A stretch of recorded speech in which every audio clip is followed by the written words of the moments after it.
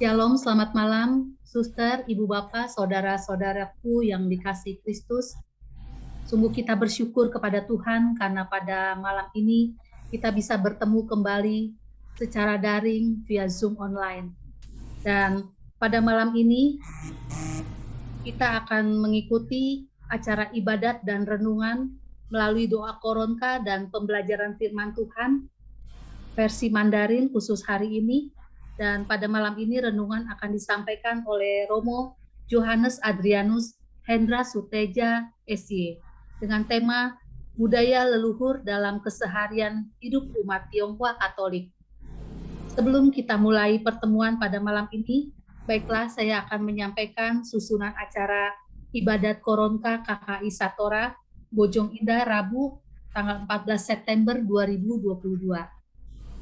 Lagu pembuka oleh tim singer, doa pembuka dan doa tobat oleh saya sendiri, Yeni Wijaya. Intensi doa akan dibacakan oleh Ibu Jau Maria, desain flyer Saudari Gisela, doa koronka, doa Bapak kami, Salam Maria dan aku percaya oleh Ibu Matilda untuk putaran puluhan pertama oleh Ibu Suwani dan Ibu Hui Hui, kemudian perpuluhan kedua Ibu Lili Madia dan Ibu Friska, perpuluhan ketiga Ibu Rosalin dan Ibu Maria, perpuluhan keempat Ibu Lili dan Ibu Aicing, perpuluhan kelima Ibu Meti dan Ibu Matilda. Yesus Engkau Andalanku oleh tim singer. Renungan pada malam ini dibawakan oleh Romo Hendra Suteja SY dan pengumuman serta Q&A oleh Bapak Gunawan. Doa penutup dan doa berkat oleh Romo Hendra Suteja SY dan lagu penutup oleh tim singer. Baik, suster, ibu bapak, saudara-saudara terkasih, mari kita satukan hati kita datang kepada Tuhan dalam doa pembukaan. Mari kita ambil sikap doa, kita hening sejenak, kita berdoa. Dalam nama Bapa dan Putra dan Roh Kudus, amin. Bapa di dalam surga, Bapa yang maha baik dalam hidup kami, tidak henti-hentinya kami bersyukur dan berterima kasih kepadamu untuk rahmat kasih dan penyertaan-Mu dan perlindungan-Mu untuk kami semua. Terima kasih Bapa untuk kesehatan yang telah Kau berikan kepada kami, sehingga pada malam ini kami bisa hadir secara daring via Zoom online. Ya Bapa, biarlah waktu yang berjalan ini sekitar 2 jam ke depan, kami serahkan dalam pimpinan-Mu. Kami mohon agar kami bisa memperoleh sukacita dan damai sejahtera-Mu di dalam hati kami. Kiranya juga Engkau mau menjamah setiap kami yang hadir pada malam ini. Berkatilah kami dengan kasih-Mu ya Bapa, agar kami boleh merasakan kehadiran-Mu. Bapa yang penuh kasih, kami juga mau bersyukur kepadamu bahwa Engkau juga akan mengutus Romo Johannes Adrianus Hendra Suteja SC yang untuk hadir nanti di tengah-tengah kami.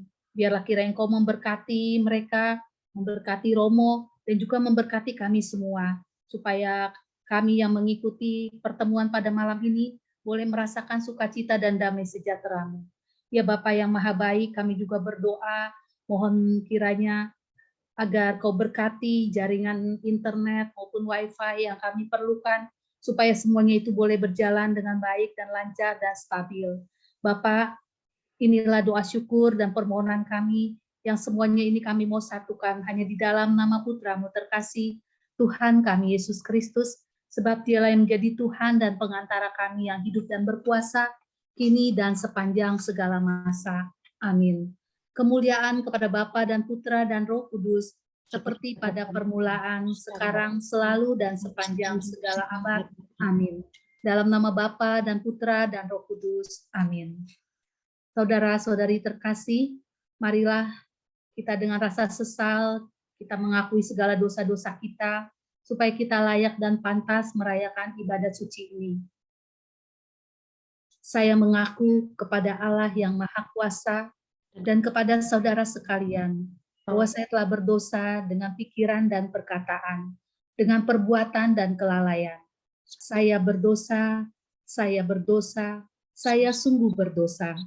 Oleh sebab itu, saya mohon kepada Santa Perawan Maria, kepada para malaikat dan orang kudus, dan kepada saudara sekalian, supaya mendoakan saya kepada Allah Tuhan kita. Semoga Allah yang Maha Kuasa mengasihani kita, mengampuni dosa kita, dan mengantar kita ke hidup yang kekal. Amin. Mari, baik Ibu Bapak, Saudara-saudari terkasih, kini kita masuk dalam sesi renungan yang akan disampaikan oleh Romo Johannes Adrianus Hendra Suteja, SY. Kami persilakan Romo. Baik, Bapak Ibu, selamat malam. Tema saya hari ini adalah bagaimana kita sebagai budaya leluhur, yaitu Tionghoa, dalam keseharian umat Tionghoa Katolik ya. Jadi maksud saya adalah sederhana sekali. Sebagai orang-orang Tionghoa atau keturunan Tionghoa, kita punya budaya atau leluhur kita itu punya budaya yang luar biasa, yang terus-menerus sedang dihayati dari generasi ke generasi sepanjang ribuan tahun lamanya. Ya, maka walaupun kita tinggal di Indonesia atau di tempat lain dan kita sudah lama dari berjarak cukup jauh dari leluhur, tetapi toh di rumah kita masih ada tampak jejak-jejak budaya itu. Nah, yang jadi pertanyaan yang paling umum adalah apakah kita boleh menghayati atau menjalankan, mempraktekkan praktek-praktek budaya Tionghoa? Nah, itu jawabannya tentu sangat sulit. Kenapa? Karena budaya Tionghoa itu sangat kaya, sangat-sangat kaya. Unsurnya sangat banyak, kebiasaannya beragam. Ya, nggak ada yang disebut satu budaya Tionghoa yang sama semua sampai ke detail-detailnya dilakukan oleh semua orang Tionghoa di Tiongkok. Nggak ada. Misalnya tahun baru Imlek atau Cap Gome atau Cengbeng, itu di setiap tempat nanti ada cara sendiri, ada tambahan, ada pengurangan, jadi nggak ada keseragaman. Ya, juga di Indonesia kita memasukkan unsur-unsur Indonesia di dalam misalnya Cap Gome, kita kenal dengan lontong Cap Gome.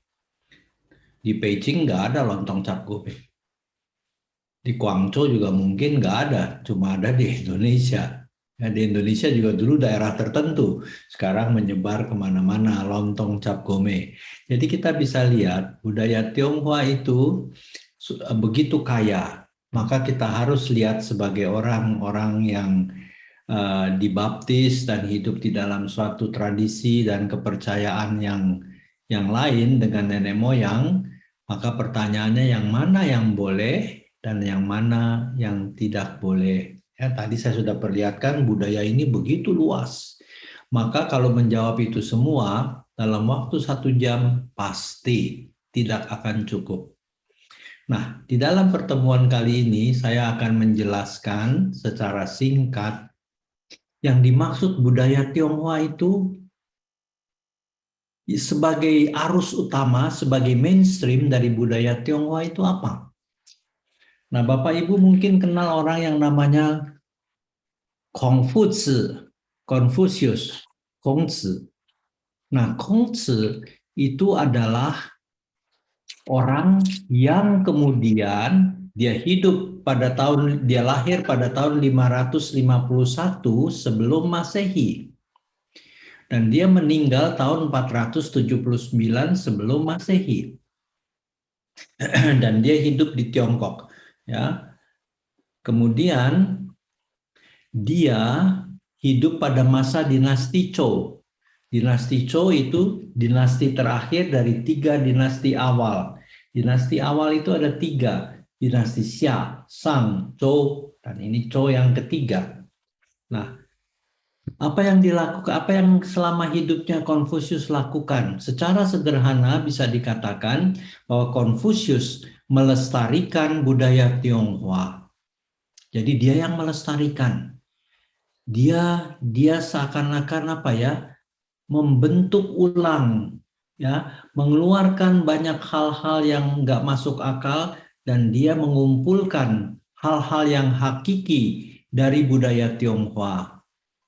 Ya, maka Konfusius itu juga sebetulnya dikenal sebagai orang yang melestarikan budaya Tionghoa. Maksudnya apa melestarikan budaya Tionghoa? Konfusius lahir 551 sebelum Masehi. Tetapi budaya Tionghoa sebelum dia lahir ini sudah ada sekitar 2000 tahun sebelumnya. Ya, kalau kita hitung itu munculnya dari budaya Yangzhou dan Lungsan. Budaya Yangzhou dan Lungsan adalah cikal bakal budaya Tionghoa.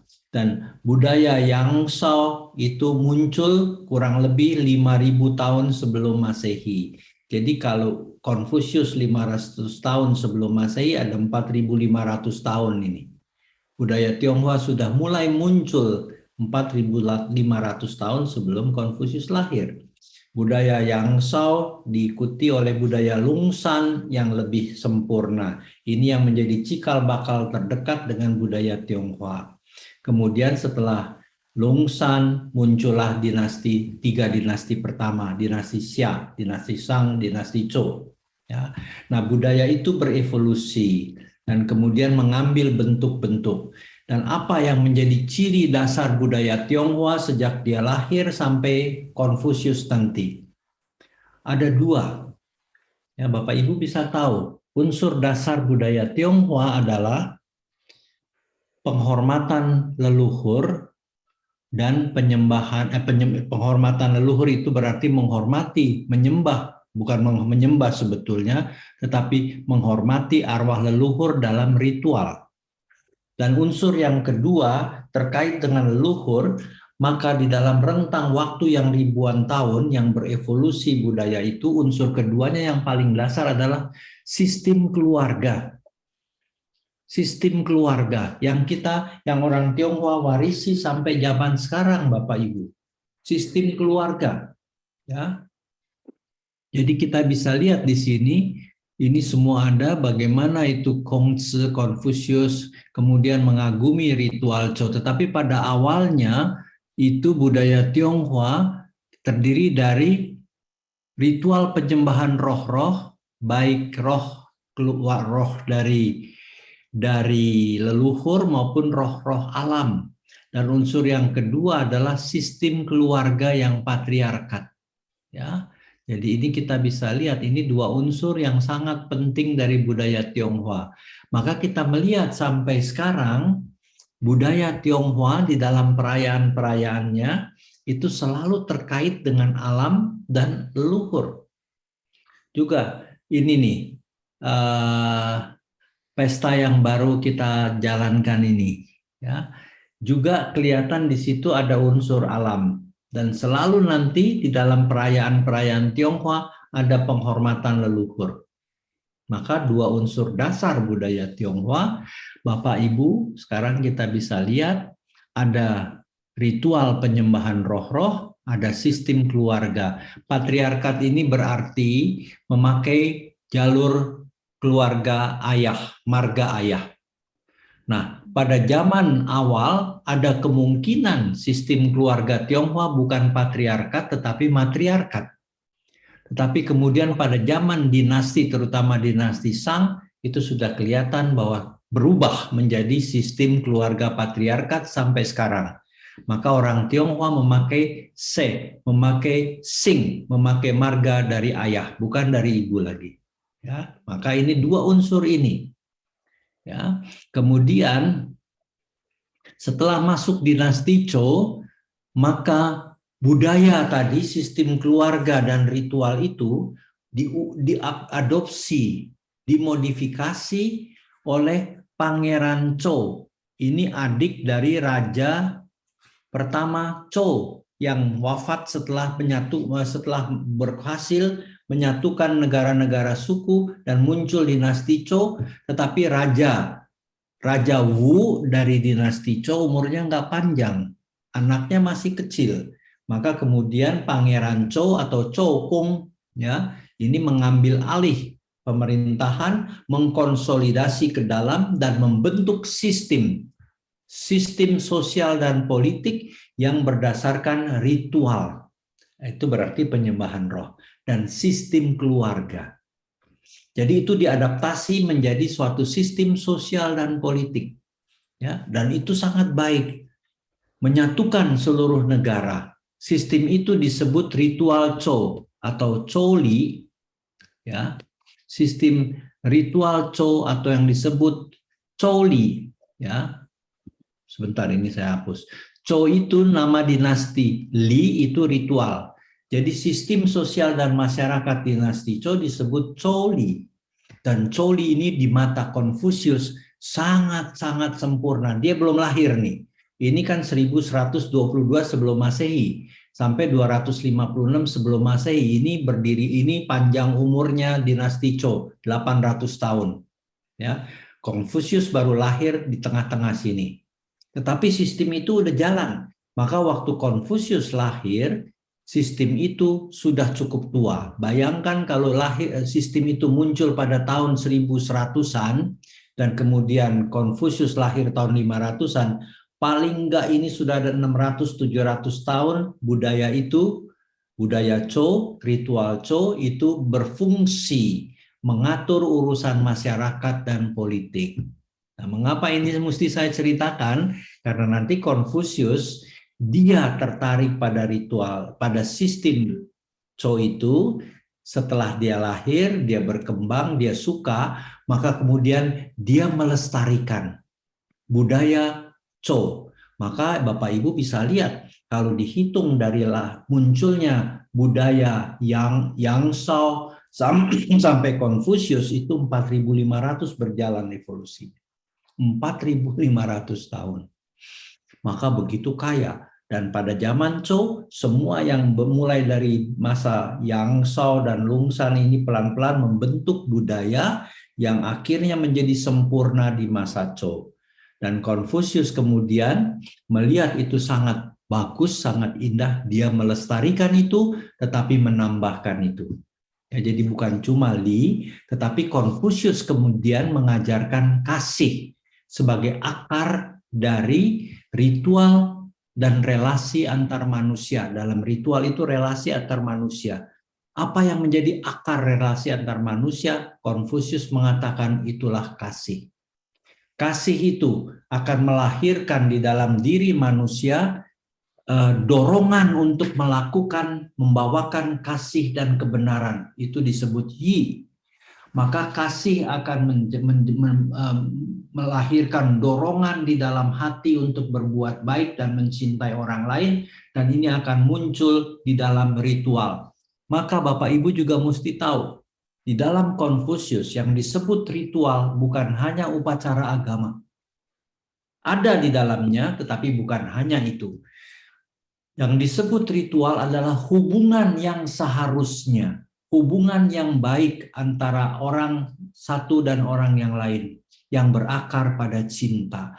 Maka Konfusius ajarannya disebut di dalam bahasa Mandarin dan oleh para ahli Konfusianisme dari Tiongkok dan negara negara yang berbahasa Mandarin dalam kitab-kitab kuno disebut Ren Qiao, ajaran kasih. Nah, itu. Maka kalau orang Tionghoa kemudian menyerap ajaran Konfusius dari dia mulai hidup sampai dia mati, dan kemudian ajarannya berjalan sepanjang sejarah Tiongkok. Dari masa Cho sampai dinasti Qing, itu abad ke-21 loh, abad ke-20 dinasti Qing. 1911 dia runtuh.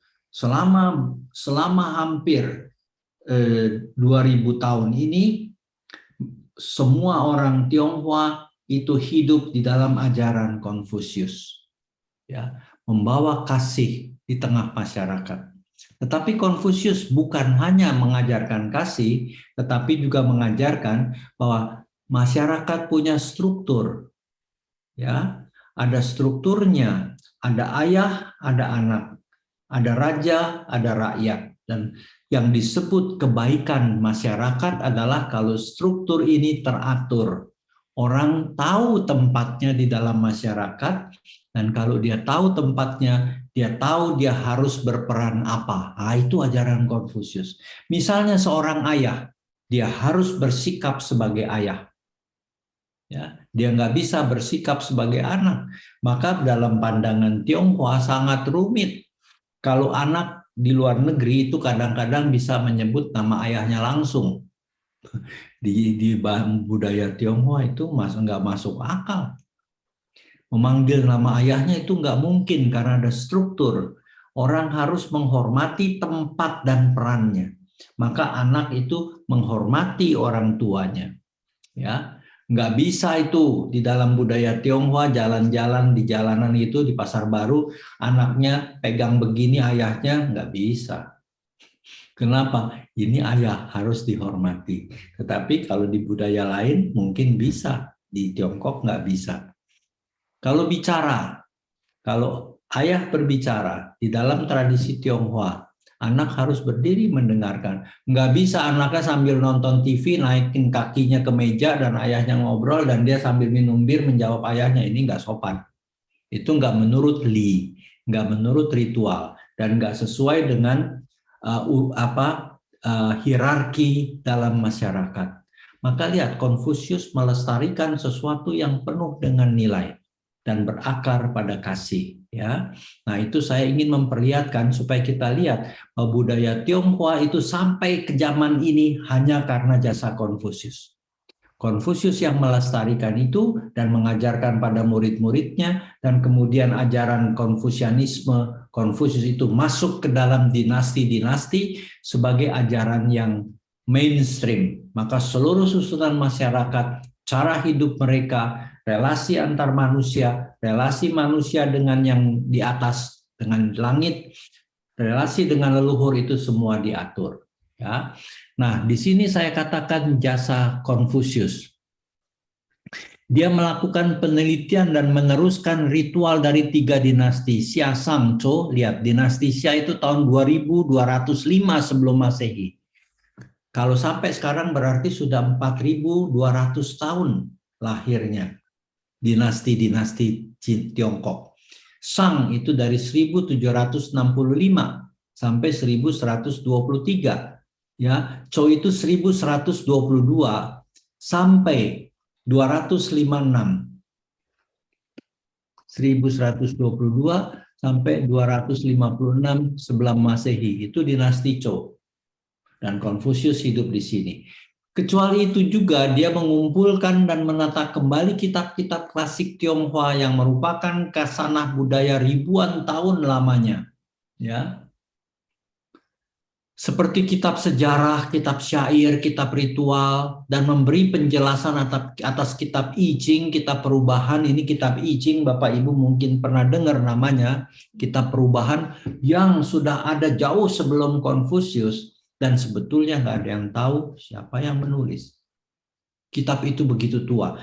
Kitab I Ching adalah kitab sumber kebijaksanaan Tionghoa. Tetapi kitab I Ching juga dipakai kemudian sebagai kitab peramalan. Maka kalau meramal itu pakai kitab I Ching. Tetapi kitab I Ching bukan cuma berisi ramalan, tetapi suatu pemahaman akan gerak alam. Maka dengan memahami gerak alam, simbol-simbol I Ching tertulis. Dan orang sangat memperhatikan, penemunya sangat memperhatikan itu. Kalau suasananya begini, alamnya begini, bagaimana jadinya? Apa pengaruhnya terhadap manusia? Nah, itu semua ada di dalam kitab I Ching. Kitab I Ching adalah dasar kebijaksanaan Tionghoa. Tetapi kalau kita tahunya setengah-setengah, kita selalu berpikir kitab I Ching itu kitab nujum, kitab meramal. Itu pasti isinya kegelapan. Enggak, itu kebijaksanaan. Ya. Walaupun mengenai pokok ini para pakar modern budaya Tionghoa mungkin tidak seperti hari ini. Ya, ini saya rasa nggak perlu. Ini kita buang aja. Upaya melestarikan ritual Zhou mengajarkan 3 gagasan, yaitu Ren, Yi, dan Li. Tadi saya sudah katakan. Ya, maka Konfusius ajaran utamanya apa?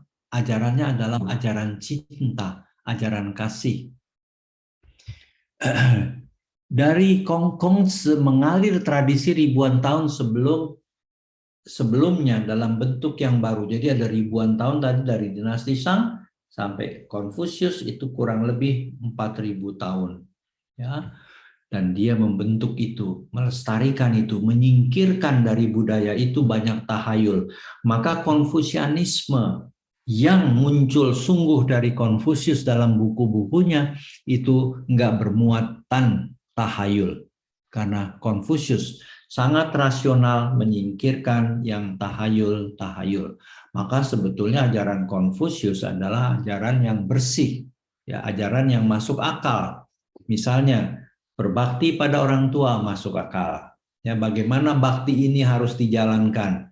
Nanti semua diterangkan itu. Selama hidup melayani orang tua, pada saat orang tua meninggal, makamkan dengan ritual, artinya dengan tata cara yang seharusnya.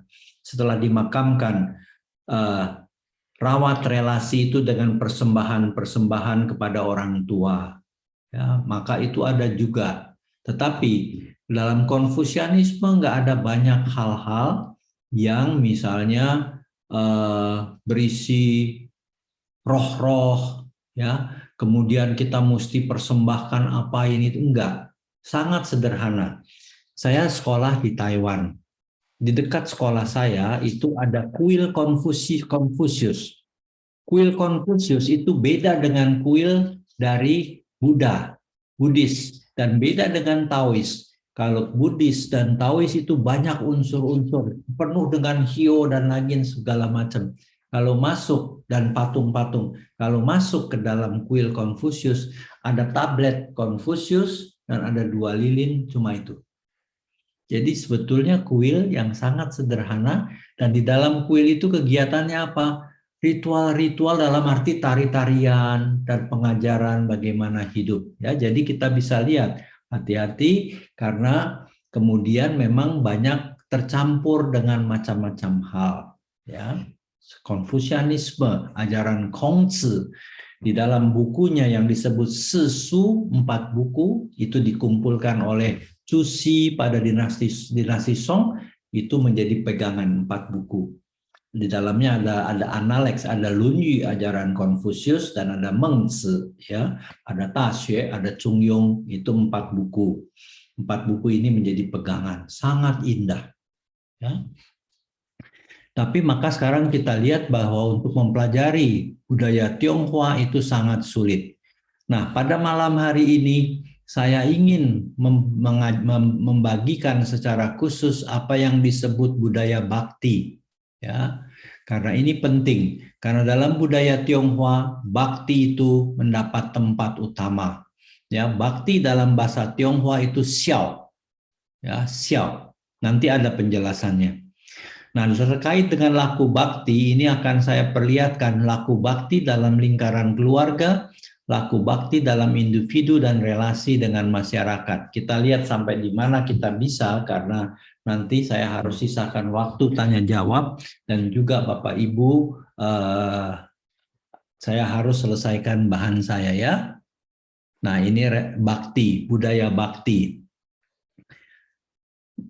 Dalam bahasa Mandarin, bakti disebut xiao. Ini dia, ada hurufnya. Saya kasih juga supaya Bapak Ibu bisa lihat. Ya, xiao. Ini ucapannya, nada keempat xiao, dan ini hurufnya. Nah, huruf xiao ini sangat menarik. Huruf xiao dari hurufnya sendiri sudah menunjukkan relasi anak pada orang tua yang lanjut usia. Ya, apa yang dia lakukan? Huruf xiao itu terbentuk dari 2 huruf, Bapak Ibu. Kalau lihat yang di dalam kotak sini, kelihatan nggak? Di dalam kotak ini ada huruf. Ini di atas dan di bawah. Yang di atas ini gambar orang tua. Yang di bawah ini gambar anak. Maka kata xiao itu memang gambar anak menggendong orang tua. Lihat di dalam apa ini, gambar yang di sini. Ini huruf ini menjadi huruf gambar ini. Menjadi huruf ini, ya, menjadi huruf ini. Kata xiao, huruf xiao adalah gambar, terdiri dari gambar anak menggendong orang tua. Itu xiao. Jadi gambaran kata bakti, gambarannya adalah saya menolong orang tua saya yang sudah lanjut usia dan nggak bisa berjalan atau sulit berjalan, maka dia gendong. Itu isi dari kata xiao. Ya, maka kata bakti di dalam bahasa Tionghoa itu berarti dengan sepenuh hati melayani dan taat kepada orang tua. Ini ada bahasa Mandarin, tetapi saya pikir kalau saya sebutkan Bapak Ibu juga nanti nggak begitu jelas, maka saya terjemahkan aja. Ya, dengan sepenuh hati. Jadi dia menggendong ibunya ini bukan terpaksa, tetapi sungguh ungkapan cinta pada orang tuanya. Ya, maka bakti adalah ungkapan cinta pada orang tua. Cintanya itu muncul dalam bentuk melayani orang tua dan juga taat pada orang tua. Apa yang orang tua mau akan saya lakukan. Itu bakti. Ya, ini artinya, isinya. Bakti dalam gagasan Konfusius disebut bakti anak pada orang tua adalah akar dari segala laku kasih. Jadi bakti pada orang tua, ya, xiao ti ye zhe, qi wei ren, zhi ben ye. Jadi bakti itu adalah apa? Akar dari segala tindakan kasih lainnya. Maka kalau nggak bisa mencintai orang tua, dia pasti nggak bisa mencintai orang lain. Maka dan nggak bisa mengamalkan kebaikan lagi. Kenapa? Karena kebaikan dan cinta itu berakar pada bakti pada orang tua. Apakah jelas ya? Pembentukan bakti dan artinya.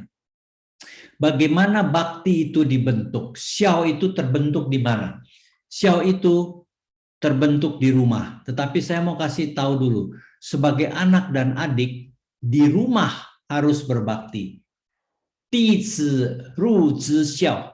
Jadi sebagai anak dan adik, ru itu berarti di dalam rumah. Dia harus xiao.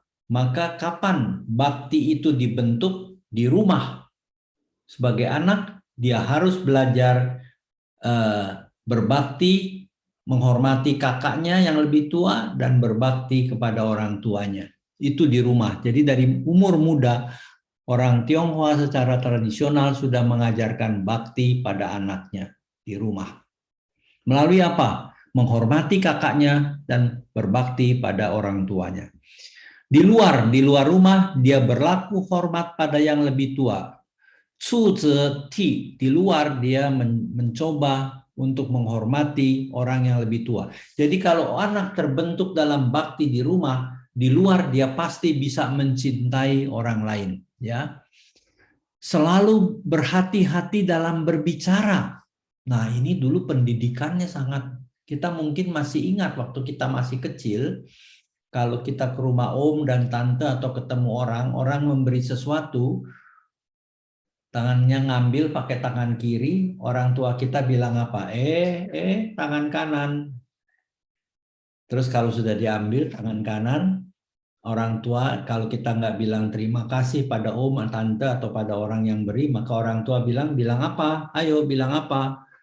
Terima kasih. Itu pendidikan.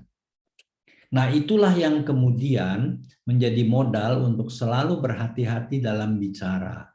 Punya kasih untuk semua orang dan selalu berdekatan dengan orang yang berbudi luhur. Ini pembentukan kasih Bapak Ibu kan sangat luar biasa loh. Ya. Sebagai anak dan adik di rumah mempraktekkan bakti. Bagaimana melayani orang tua. Bagaimana taat pada orang tua. Di luar dia berlaku roh hormat pada orang yang lebih tua. Ya, selalu berhati-hati dalam bicara. Punya kasih untuk semua orang, dan selalu berdekatan dengan orang yang berbudi luhur.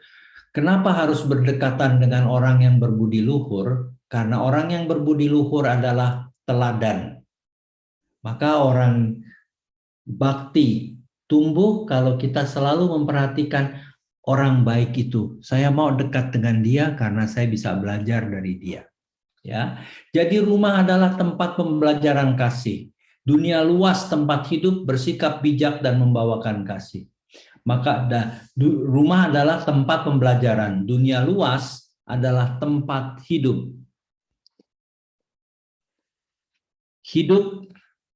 Kita hidup, bersikap bijak dan membawakan kasih, itu keluar rumah.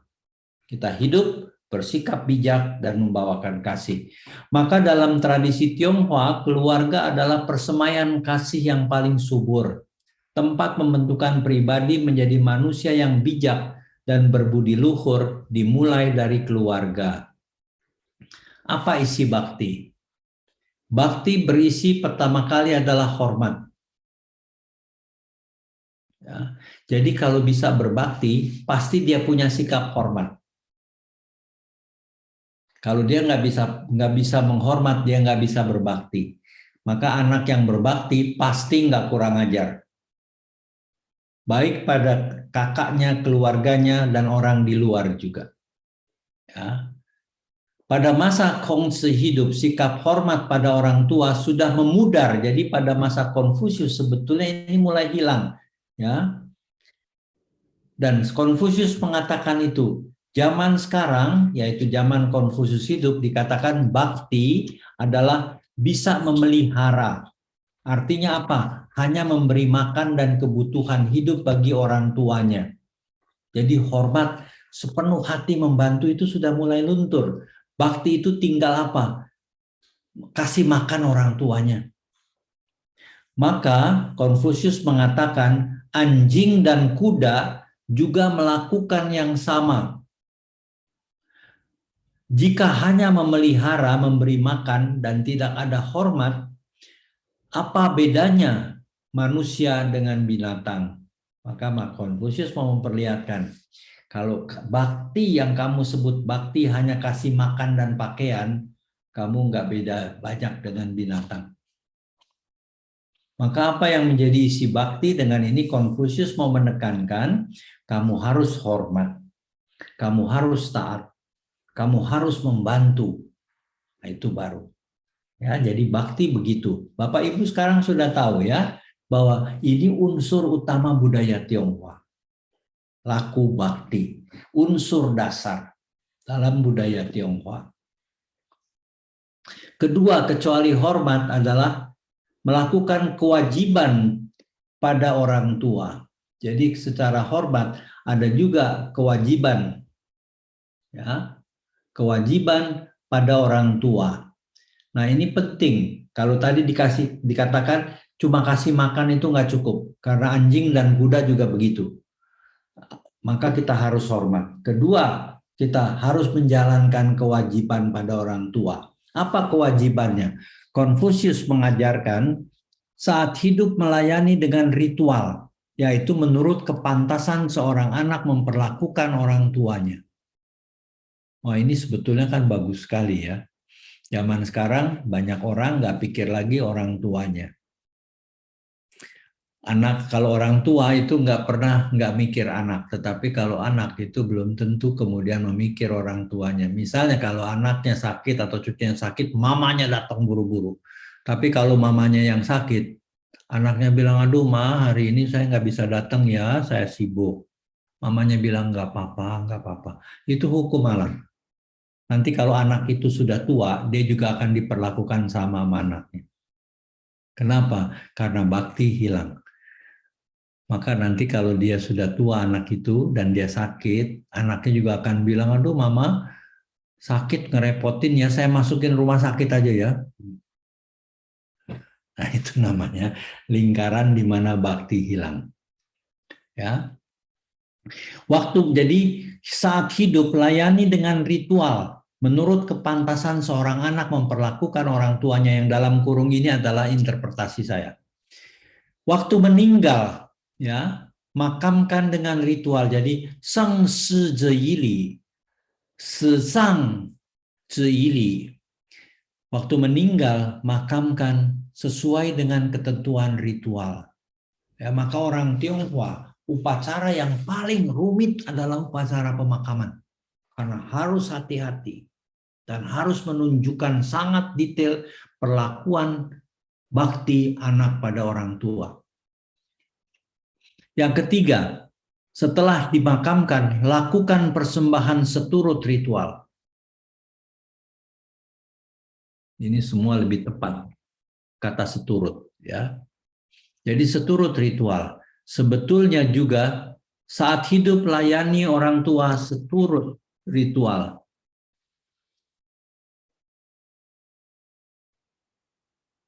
Jadi ritual itu penting, lihat. Ya, pada zaman dulu ritual itu menyembah roh-roh. Tetapi dalam Konfusius, ritual itu lebih diarahkan pada membangun relasi yang baik pada orang tua, keluarga, dan sesama. Bapak Ibu jelas itu ya. Ketiga, hargai jalan hidup orang tua. Nah ini juga. Zaman dulu itu nggak masuk akal kalau anak bilang pada orang tuanya, oh mama papa itu kuno, nggak tahu apa-apa. Nggak mungkin itu, nggak bisa. Maka di dalam ucap ajaran Konfusius ada ungkapan ini, selama 3 tahun tidak mengubah jalan ayah. Artinya apa? Kebiasaan cara yang dilakukan ayah di dalam keluarga tetap dilakukan. Jadi nggak mentang-mentang ayahnya sudah meninggal kita ganti semua. Ya. Wah rumah ini jelek kita bongkar semua, itu nggak boleh. Semua harus menghormati, menghargai jalan hidup orang tua. Ya, tapi zaman sekarang semua sudah berubah. Ya. Kemudian kalau selama 3 tahun tidak mengubah cara-cara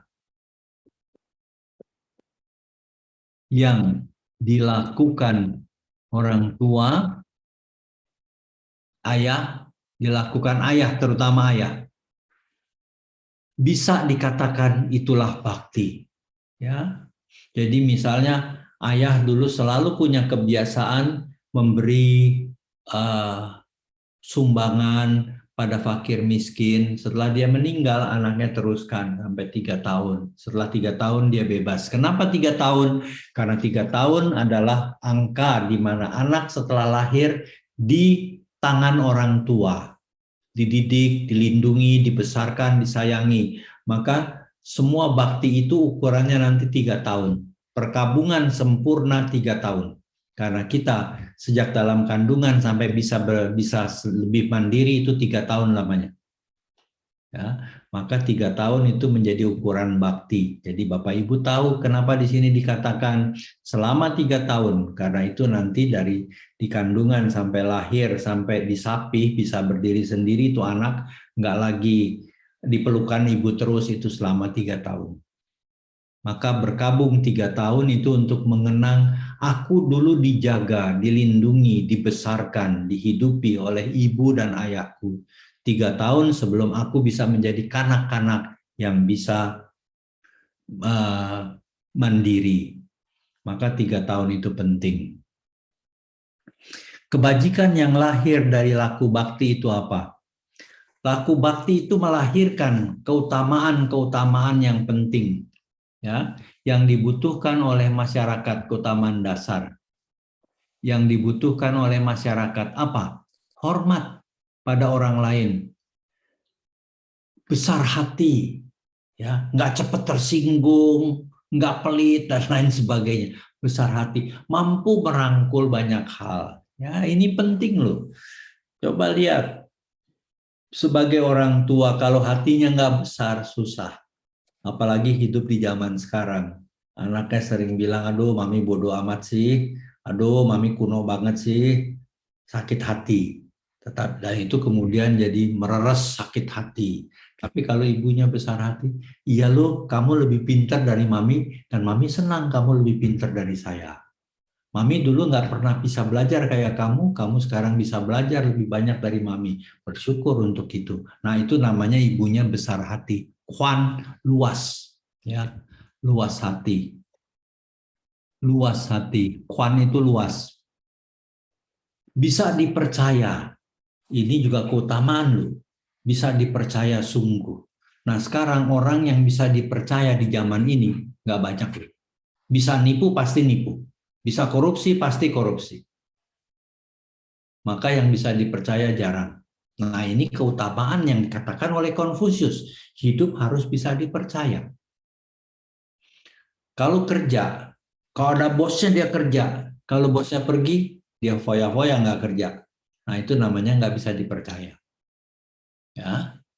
Cekatan, min itu cekatan, bekerja cepat. Ini juga susah. Sekarang kalau kita tahu, kalau kita ke bank, mau urusan kecil aja, store atau ganti buku atau apa, itu kalau kita masuk pagi, kita baru keluar tengah hari. Hanya untuk urusan kecil. Kenapa? Nggak cekatan.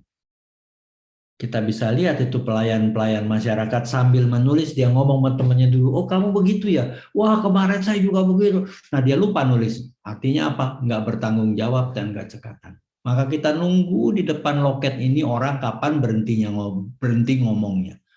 Nah itu namanya nggak cekatan. Murah hati, hoi. Murah hati itu apa? Saya mampu berbagi pada orang lain. Lihat, ini keutamaan luar biasa.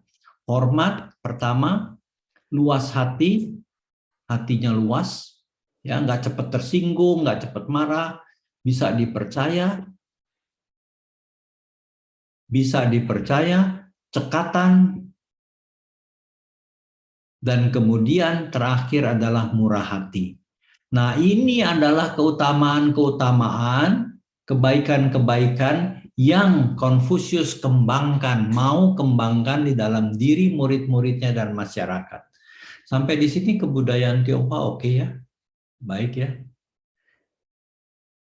Kemudian rangkuman tentang bakti. Dari apa yang diuraikan Kongzi tampak bahwa bakti adalah elemen dasar peradaban Tionghoa.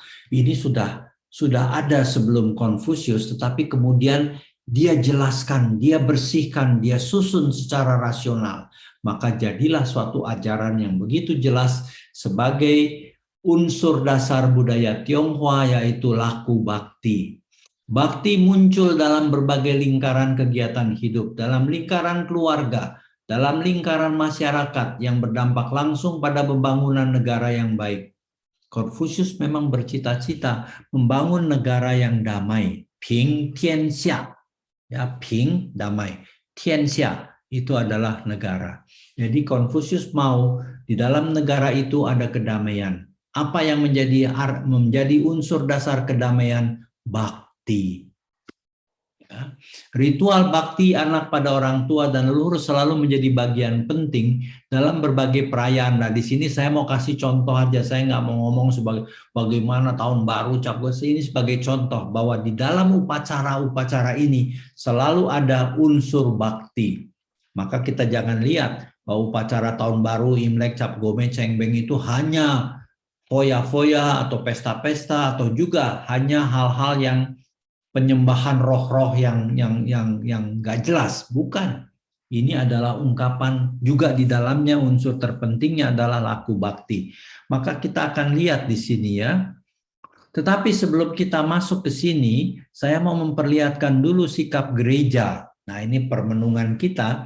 Kalau kita sudah lihat indahnya budaya Tionghoa dalam laku bakti, sekarang kita mau lihat bagaimana sikap gereja terhadap budaya-budaya termasuk budaya Tionghoa.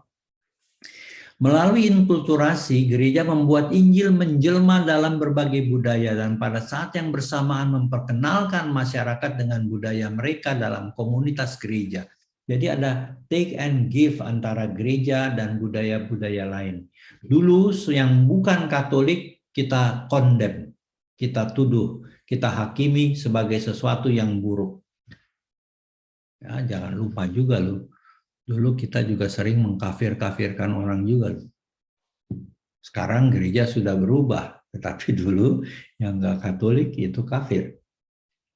Nah, sekarang gereja menghargai budaya lain. Tetapi budaya itu nggak kita terima begitu aja. Kita harus juga membuat budaya itu penuh dengan nilai Injil. Kalau kita melihat nilai-nilai ini, nggak sulit melihat bahwa ada nilai Injil di sini. Ya, hormat. Kita diajar menghormat. Hormatilah ayah ibu. Kemudian lurus hati. Kita harus luas hati kita. Mampu menerima orang lain. Ampunilah musuhmu. Itu luas hati. Bisa dipercaya. Ya, itu semua punya nilai-nilai Injil. Maka menurut saya nggak terlalu sulit untuk melihat bagaimana membuat Injil menjelma dalam budaya Tionghoa itu. Ya, pada saat bersamaan memperkenalkan masyarakat dengan budaya mereka dalam komunitas gereja, maka juga bisa budaya Tionghoa diperkenalkan dalam komunitas gereja supaya nggak ada apa, nggak ada kecurigaan, salah paham dan bermusuhan. Ya, misalnya kita tahu sekarang, oh kalau gitu budaya Tionghoa itu nggak semua setan-setan gitu ya, nggak semua tahayul, nggak semua ramal-ramal, nujum-nujum, nggak. Ada ini sangat sangat indah. Ya. Melalui inkulturasi gereja ada hal yang dilakukan. Pertama menjelmakan Injil dalam kebudayaan-kebudayaan yang berbeda dan serentak membawa masuk para bangsa bersama dengan kebudayaan mereka ke dalam persekutuan gereja sendiri. Ya. Kemudian kedua, pada saat yang sama gereja mengambil unsur-unsur yang baik yang sudah ada dalam kebudayaan itu serta membaruinya dari dalam. Jadi misalnya hormat. Tadi bagaimana hormat itu antar manusia, gereja melihat ada yang bisa diperbaharui, hormat ini berakar pada hormat pada Tuhan di tempat yang pertama. Itu maksudnya. Ya, mengambil unsur yang baik dalam kebudayaan dan memperbaharuinya dari dalam, membuka unsur ilahi, membuka unsur yang transenden di dalam budaya itu. Nah, kita adalah agama yang wahyu yang memperlihatkan Tuhan sebagai pribadi yang transenden, yang di atas. Dia pencipta kita. Maka semua itu bisa melihat, membuat gagasan-gagasan itu menjadi lebih utuh dan penuh, ya. Jadi gereja bagian dari dunia dan bisa mengadaptasi apapun yang dianggap positif dalam semua budaya, tapi nggak semua loh, ya, nggak semua unsur budaya itu bisa diambil, hanya yang positif. Akan tetapi inkulturasi menurut gereja bukan hanya mengambil unsur luar.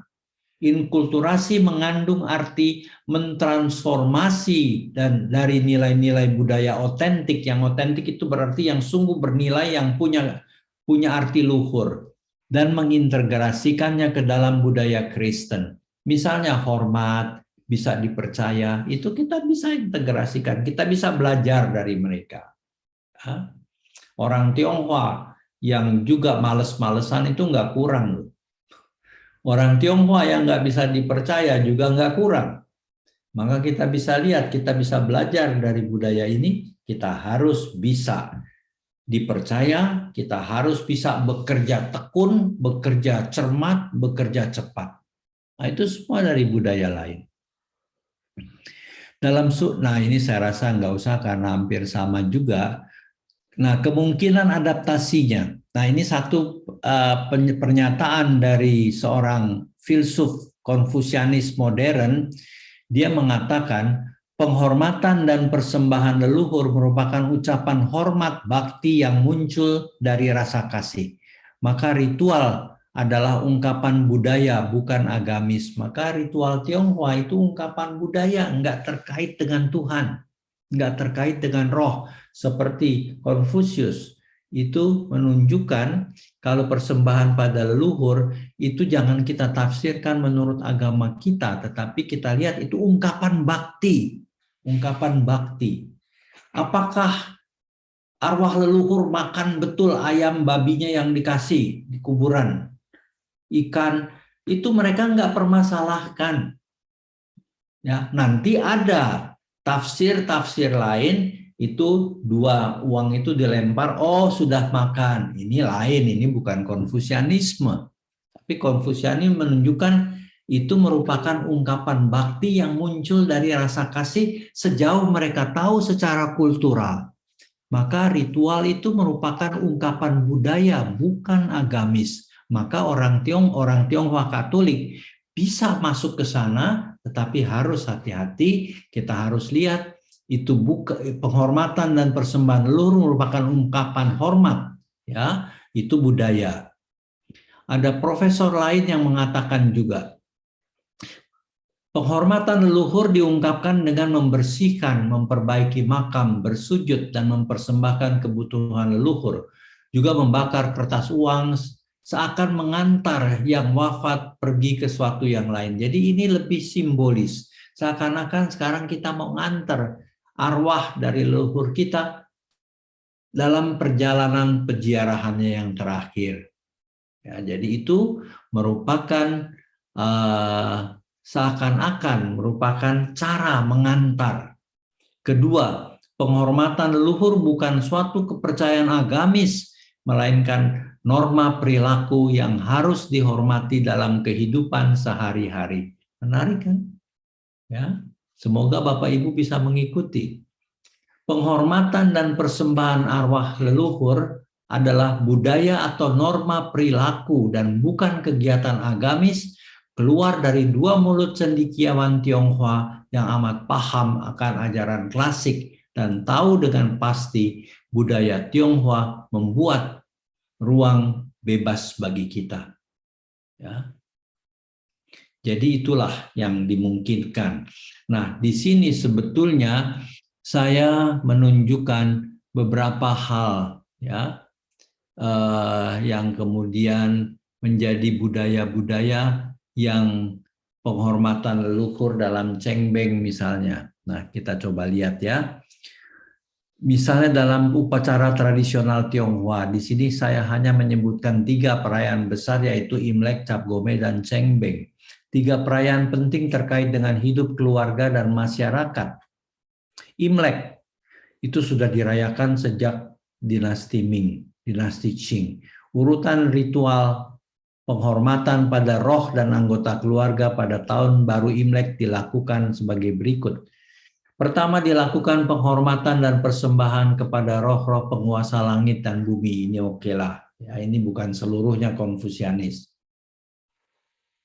Kedua, memberi penghormatan dan ucapan selamat tahun baru kepada anggota senior dalam rumah keluarga, sambil mendoakan agar mereka sehat dan panjang umur, dan apa yang mereka harapkan menjadi kenyataan. Anak-anak mendapat angpau dari para senior. Pada hari ketiga baru pada keluarga besar. Jadi hari pertama itu internal keluarga. Kedua juga baru pada hari ketiga ini keluar ke keluarga besar.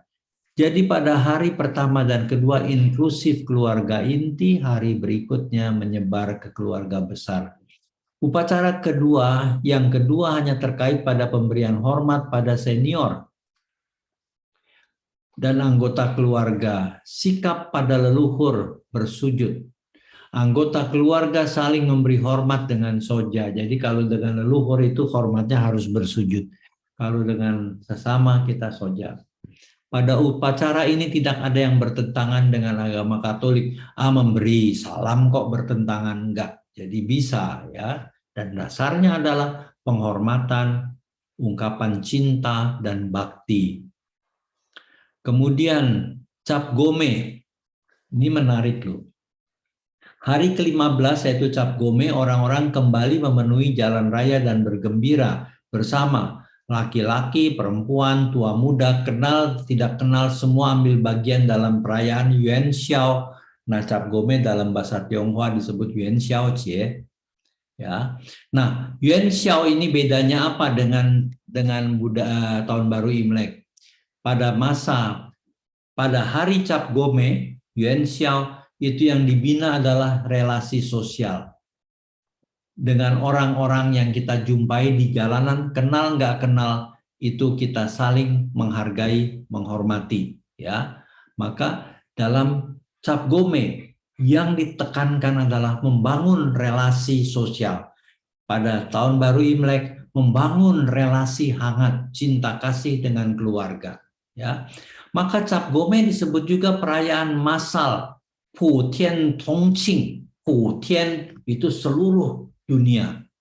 Tong itu bersama, Qing itu merayakan. Jadi suatu perayaan universal sebetulnya. Ketemu orang di jalan kita saling menyapa. Itu Cap Gome. Kontras Imlek dan Cap Gome. Imlek perayaan fajar pertama pada bulan muda pertama Imlek. Pada musim semi yang baru. Awal yang baru ditandai dengan terang fajar baru pada bulan yang gelap. Nah, ini waktu nih. Imlek itu awal bulan begitu gelap, jadi dari terang bulan dia menjadi kecil, begitu dia gelap. Nah, itu tahun baru Imlek dirayakan, dan besoknya bulan mulai besar sampai bulan menjadi bundar dan terang, itu Cap Gome. Ya, maka dengan itu kita juga bisa lihat tahun baru diawali dengan gelap yang terus sedang bergerak menuju terang. Tahun baru pasti bulannya gelap. Kemudian setelah Cui, Cuar itu bulan tambah besar, tambah besar, tambah besar. Tanggal 15 tahun baru Imlek, bulan Imlek, maka bulan purnama pertama dalam bulan pertama tahun baru Imlek ya.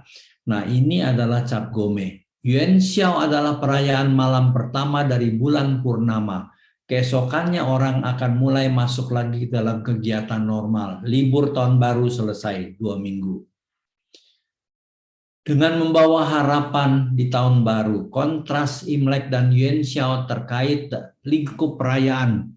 Tahun baru Imlek sifatnya Tuanji, ya, Hejia itu perayaan keluarga, Hejia, Tuanji itu menyatukan. Jadi perayaan keluarga yang membangun kesatuan di dalam keluarga, di mana seluruh berkeluarga berkumpul, tetapi terbatas untuk keluarga.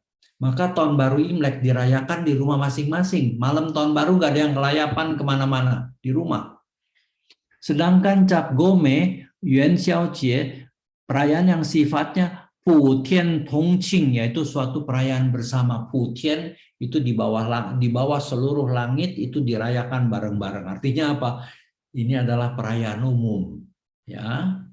Perayaan bersama, perayaan yang inklusif. Kalau perayaan Imlek itu eksklusif, batasnya keluarga. Kalau Cap Gome inklusif, semua kita rangkul, semua bersama kita rayakan. Tidak terbatas keluarga dan mengikut sertakan semua orang. Dalam perayaan tahun baru Imlek yang dibangun adalah relasi antar anggota keluarga. Dalam perayaan Yuan Xiao yang dibangun adalah relasi afektif sesama anggota masyarakat, yaitu relasi sosial. Ini kita sudah lihat. Ini atraksinya sangat indah. Lihat, bulan penuh, Cap Gome pasti bulan penuh. Dan semua ada lentera dan lain sebagainya. Terang dan gembira itu warna dari Cap Gome. Ya. Nah, Cengbeng apa? Menyapu makam. Merupakan ungkapan bakti. Cengbeng itu Qingming itu adalah nama dari salah satu penggalan musim dalam bahasa Mandarin. 24 Qieci, orang Tionghoa punya disebut Qieci, penggalan musim itu ada 24 dan salah satu adalah Cengbeng. Ya, sesudah Chunfen, 5 hari sesudah Chunfen, Cengbeng. Suasana terang, suasana jernih, udara agak hangat, maka orang piknik keluar. Maka Cengbeng itu adalah pertama-tama menikmati alam. Baru kemudian sapu makam itu masuk ke dalam acara itu. Cengbeng yang penting adalah merayakan, bergembira bersama karena cuaca sudah baik. Baru kemudian mereka juga datang ke makam, membersihkan makam, melakukan ritual hormat bakti, memberikan persembahan kepada orang tua. Nah, itu Cengbeng. Jadi Cengbeng pertama-tama bukan urusan ke makam, tetapi Cengbeng pada pertamanya adalah bergembira karena alam begitu indah, energi alam begitu kuat masuk ke dalam bumi. Maka pada Cengbeng juga biasanya dibuat nanam pohon, ada permainan dan macam-macam. Dan unsur ketiga yang dekat dengan Cengbeng itu makan dingin. Ini memperingati seorang yang sangat penting, Qi Shitui, itu seorang abdi dalam yang dulu sangat cinta pada rajanya, pada pangeran yang kemudian menjadi raja dari Qin. Ya, tetapi kemudian dia nggak diperhatikan lagi oleh rajanya. Dia pulang kampung, baru rajanya ingat kemana Qi Shitui ini ya, Qi Shitui. Dicari nggak ada, ternyata dia sudah naik ke gunung dan dicari di gunung nggak ketemu. Maka orang-orang menteri-menteri usulkan kita bakar aja gunungnya 3 bagian, pasti bukit lah, bukan seluruh gunung. Gunungnya itu, bukitnya kita bakar, kita tinggalkan satu bagian, kalau dia lihat ada api, pasti dia keluar melalui sini. Ternyata Cisetue nggak keluar bersama ibunya. Dan setelah padam, baru diketemukan jenazahnya Cisetue, Ciesetue dan ibunya. Maka kemudian raja memberlakukan makan dingin. Selama 3 hari nggak boleh ada api. Nah ini di Bali ada, ya, nyepi. Tetapi di Tiongkok Ciesetue, karena dia mati terbakar, maka raja menyesal dan memutuskan selama 3 hari terkait dengan kematian Ciesetue nggak boleh ada api, maka disebut makan dingin. Ya. Nah, cengbeng sebetulnya adalah pembersihan makam, merupakan ungkapan bakti. Nggak, ini bisa kita lakukan, nggak ada apa-apa. Ya. Tetapi kemudian bisa juga berlebihan. Di sini mau saya kasih lihat. Ya. Ini adalah altar-altar. Ini altar sederhana, ini altar leluhur, pasti ada tabletnya. Dan cuma ada lilin dan hiu di depan, nggak ada apa-apa lain. Nah, kuil Konfusianis hampir semacam ini. Tetapi juga bisa dirayakan dengan lebih macam-macam. Lihat nggak? Ada buah, ada apa, dan ini lebih macam-macam lagi. Maka kalau dikatakan orang Tionghoa nggak boleh merayakan cengbeng, kenapa? Ya, yang kita nggak boleh adalah masuk ke dalam ritual-ritual yang kita nggak tahu. Tetapi merayakan alam yang indah, menunjukkan bakti pada orang tua, membersihkan makamnya, memperbaiki apa yang rusak, dan mempersembahkan hal. Ya, kalau dibilang nggak boleh, gereja juga membawa persembahan itu, ada buah, ada bunga. Untuk apa? Pasti Tuhan nggak makan itu. Nah, kita juga bisa bawa sebagai ungkapan budaya menunjukkan bakti kita. Tetapi kan saya udah bilang, menunjukkan baktinya bisa seperti ini nih, lihat gambar yang ini. Macam-macam itu, ya. Atau bisa lebih sederhana atau bisa sederhana sekali. Nah, tetap merupakan ungkapan bakti bukan hanya pada barang tetapi pada mentalitas aku datang kepada leluhurku. Bapak Ibu, sebagai akhir dari ini saya mau memperlihatkan budaya Tionghoa sebetulnya adalah budaya bakti. Bakti menjadi unsur utama budaya Tionghoa. Ya, bakti ini diungkap dalam gerak dan gerak inilah yang disebut ritual. Bakti harus dinyatakan selama orang tua hidup, pada saat meninggal dan sesudah meninggal. Maka kelihatan bakti mengikuti seluruh manusia Tionghoa di dalam perjalanan hidupnya. Bakti merupakan hormat, bakti merupakan taat, bakti merupakan juga ungkapan cinta pada orang tua dan sesama. Bapak Ibu, kalau dibilang begini, maka apa yang bisa kita lakukan sebagai orang Tionghoa Katolik? Tentu banyak hal kita harus hati-hati, tapi malam ini mengingat waktu yang begitu singkat, maka saya mau memperlihatkan hanya bakti sebagai urat nadi, sebagai jantung dari budaya Tionghoa itu sangat indah. Itu bisa kita, bahkan harus kita penuhi dengan nilai Injil dan kita bawakan di dalam hidup, di dalam keutamaan-keutamaan yang tadi sudah kita lihat dan sudah kita pelajari, di mana ada keutamaan yang 5 tadi. Ya, ini dia. Hormat, luas hati, bisa dipercaya, cekatan, dan murah hati. Nah, dengan demikian, kalau ditanyakan apakah orang Tionghoa boleh menghayati budaya Tionghoa kuno? Ya boleh, ini hormat, luas hati, bisa dipercaya, cekatan, murah hati, hargai orang tua, hargai sesama. Maka dengan demikian kita bisa menjadi orang Katolik yang mengangkat lagi juga nilai-nilai Tionghoa yang luhur menjadi bagian dari kehidupan kita tanpa ada masalah. Yang jadi masalah adalah kalau ritual kita hanya terarah kepada persembahan roh-roh yang kita nggak tahu. Nah itu yang nggak boleh. Semoga jelas. Penyampaian saya sampai di sini dulu. Maka Bapak Ibu, kalau masih ada 1-2 pertanyaan, saya persilahkan. Ya, itu dari saya. Silahkan kalau ada yang ingin tanya. Waktu kita nggak banyak, kita tadi saya diminta sampai jam 9. Kalau kita masih bisa patuhi itu saya senang karena saya belum makan malam. Saya sampai rumah tadi dari kantor jam 5. Kemudian ada ini itu saya harus urus. Jam 6 saya sudah ada acara Zoom dengan suster-suster di Medan. Begitu kelar, saya langsung lagi sudah nyambung dengan Bapak Ibu. Jadi saya belum makan. Kalau saya boleh tetap berhenti jam 9, saya senang. Tapi Bapak Ibu jangan dibatasi juga, kalau mau tanya silakan. Baik. Baik, terima kasih banyak Romo Hendra Suteja SC.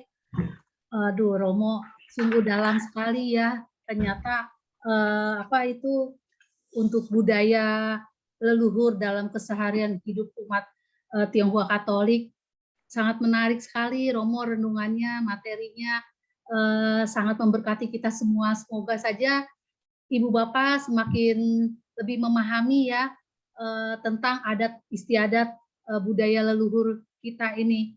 Romo silakan istirahat dulu sebentar untuk minum ya, sambil saya mau menyampaikan informasi untuk Ibu Bapak. Baik Romo. Ibu Bapak yang terkasih, saya akan menyampaikan persembahan kasih untuk kita dapat mengikuti acara doa koronta dan renungan bersama untuk mendukung pelayanan komunitas doa kerahiman ilahi Santo Thomas Rasul Paroki Bojong Indah. Silakan Bapak Ibu, saudara-saudara yang berkenan untuk memberikan persembahan kasih untuk KKI Santo Thomas Rasul dapat ditransfer ke nomor rekening BCA dengan nomor 0121 203 986 atas nama Sulince Laelianus. Saya ulangi, persembahan kasih untuk KKI Santo Thomas Rasul dapat ditransfer ke Norek BCA dengan nomor 021 203 986 atas nama Sulince Laelianus. Terima kasih untuk persembahan kasihnya Ibu Bapak, saudara-saudara. Tuhan Yesus memberkati. Baik Romo, saya lihat udah ada pertanyaan Romo di kolom chat. Saya akan membacakan untuk Romo supaya bisa menjawab. Iya. Ya. Dari Ibu Bernadette Hans. Selamat malam Romo, Ibu Bapak semua, mohon izin bertanya. Apakah boleh jika kita tetap menghormati dengan mengingat dan mendoakan orang tua para leluhur yang rata-rata non-Katolik, Konghucu atau Buddha, melalui doa-doa secara Katolik tanpa mengikuti sembahyang dan hio dan meja sembahyangan dengan berbagai menu seperti yang orang tua dan para leluhur kita lakukan dulu. Zaman sekarang menjadi lebih simpel dengan intensi doa arwah secara Katolik. Apakah doa-doa kita tetap sama bobotnya dan bisa diterima Romo? Terima kasih. Kalau saya pikir bahwa sekarang persembahan yang sempurna dan yang menyelamatkan, kalau dulu di dalam zaman Yudaisme orang-orang Yahudi, mereka memakai anak domba yang disembelih atau lembu atau burung. Tetapi kemudian Yesus menunjukkan bahwa kurban yang sempurna adalah persembahan diri. Maka kemudian Yesus mempersembahkan dirinya. Persembahan diri Yesus itu ada di dalam Ekaristi sekarang. Ya. Maka kalau dikatakan, apakah kita bisa mendoakan leluhur kita di dalam doa-doa kita? Sangat bisa. Di dalam doa, dalam Ekaristi, kalau kita misa, itu pasti selalu ada doa bagi orang yang telah meninggal dunia. Dan saya selalu juga mengingat pada saat itu, semua leluhur sejauh saya masih bisa ingat. Ya terus terang aja cuma sampai engkong dan emak, opa dan oma, karena kongco saya udah nggak kenal, nggak tahu. Maka kalau misa saya selalu ingat, Tuhan, kiranya korban salib putramu menyempurnakan hidup mereka dalam kebahagiaan abadi. Doa itu kita bawa dalam suatu persembahan Yesus yang sempurna loh. Dan Bapa pencipta adalah Tuhan untuk semua. Bukan hanya Tuhan untuk orang Katolik, harus hati-hati ini. Karena ada sementara orang yang mengajarkan bahwa Tuhannya itu beda-beda. Cuma ada satu Tuhan. Seperti yang kita katakan di dalam kredo. Aku percaya akan Allah, Bapa yang Maha Kuasa, dan itu Allah yang Esa dan lain sebagainya, kita sudah tahu itu. Ya, jadi cuma ada satu Tuhan.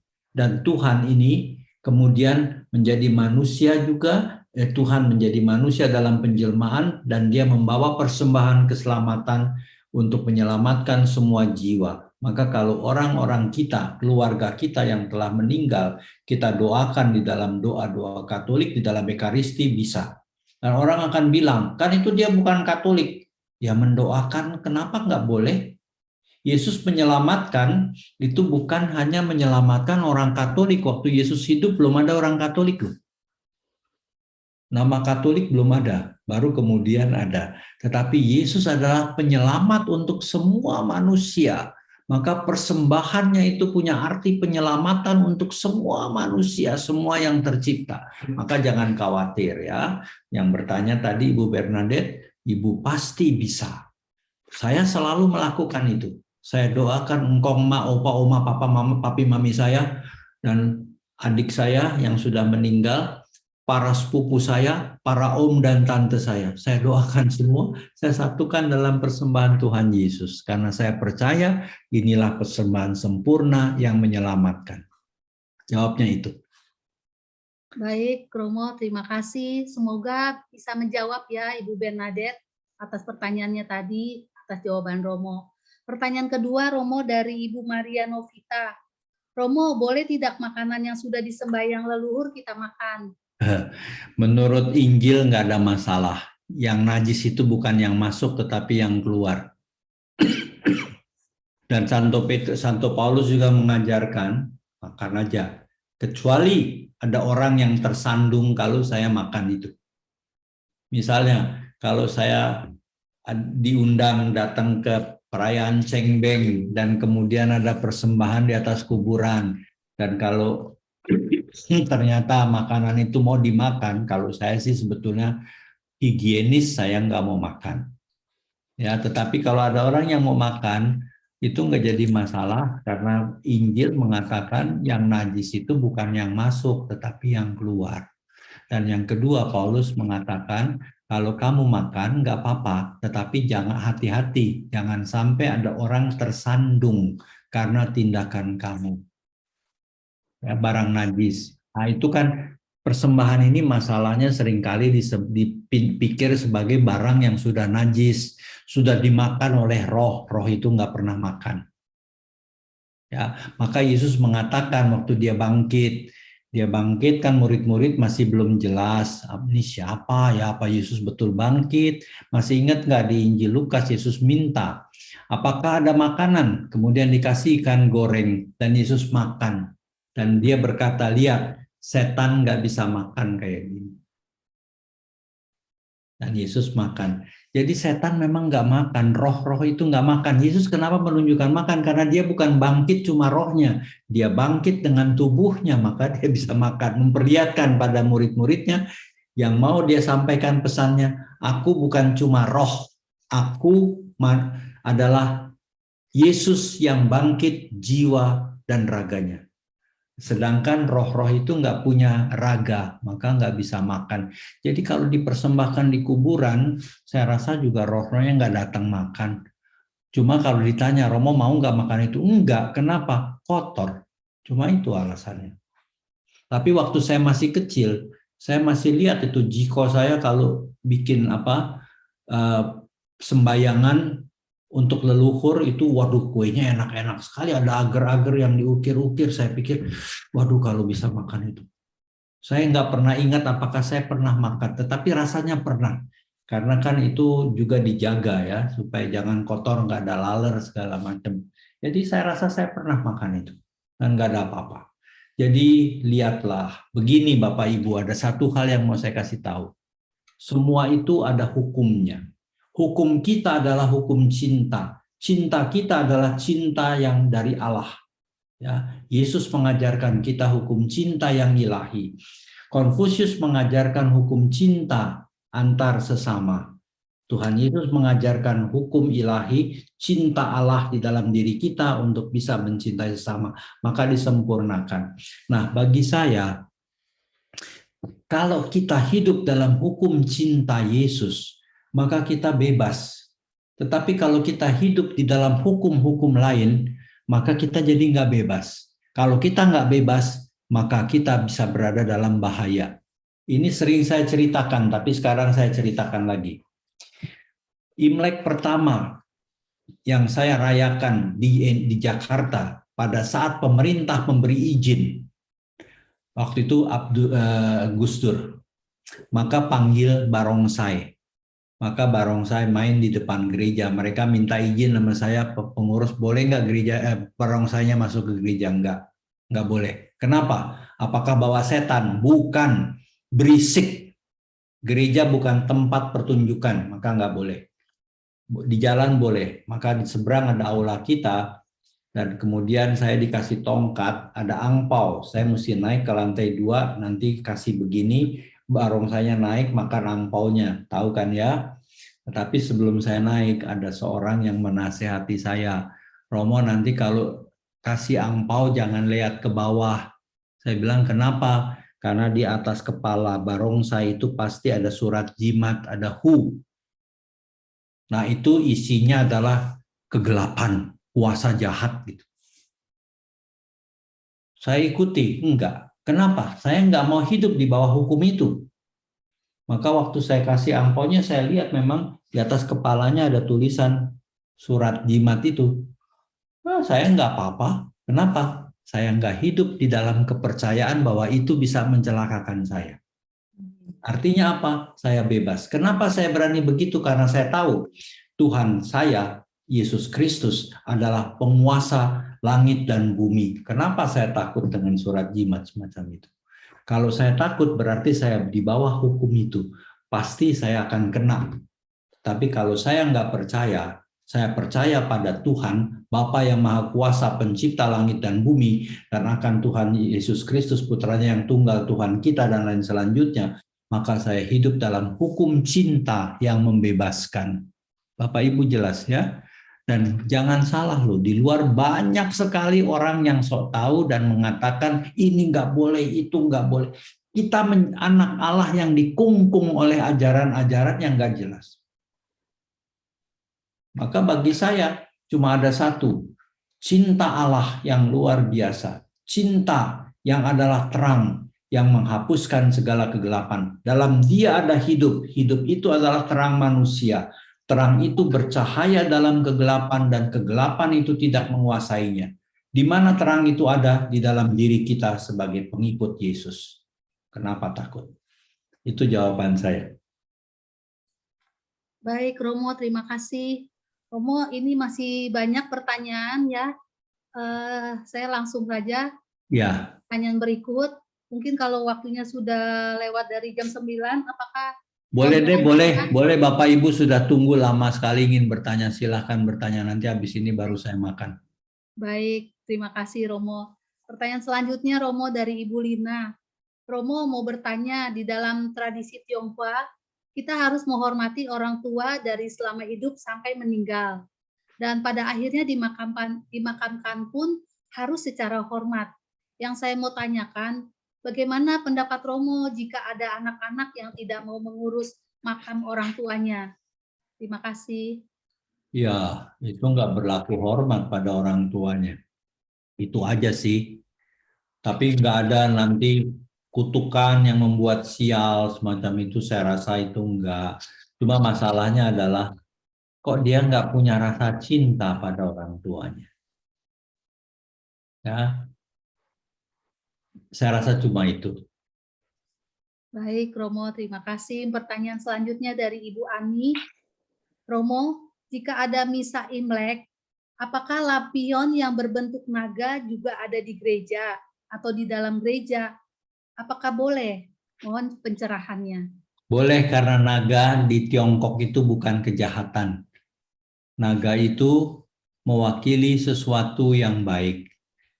Ya, jadi naga itu berbeda dengan naga orang barat. Saya rasa ini sudah beberapa kali dikatakan di dalam kitab Wahyu, naga itu adalah tampilan bentuk lahir dari gambaran dari iblis. Di dalam Tionghoa, long itu sesuatu yang baik. Long itu misalnya dia membawa hujan, menyuburkan tanah. Long itu adalah penguasa langit yang baik, gambar penguasa yang baik. Jadi saya rasa jangan dicampurkan budaya Barat dan budaya Tionghoa. Di dalam Tionghoa, long itu sesuatu yang membawa berkat, ya, yang baik. Maka kalau ada lampion, ada naganya nggak apa-apa. Tetapi saya tahu juga ada orang-orang yang selalu menjadi takut. Maka itu kita jangan hidup di bawah itu, di bawah hukum itu. Ya, waktu saya frater, saya sakit flu dan di atas ranjang saya itu memang ada patung naga dan ada teman yang datang umat itu melihat, oh frater sakit, tahu saya kenapa, karena di atas tempat tidur ada naganya. Ya saya bilang itu naga itu sudah selamanya di situ. Saya tidur di sini sudah 2 tahun dan ini kebetulan saya sakit. Ya sudah, flu makan obat. Jangan pikir di atas apa ranjang saya ada naga, nggak usah begitu. Jadi bebas, jadi tenang. Jadi gitu ya Ibu Bapak ya. Hati-hati, tahayul itu banyak. Maka kita satu pegangannya.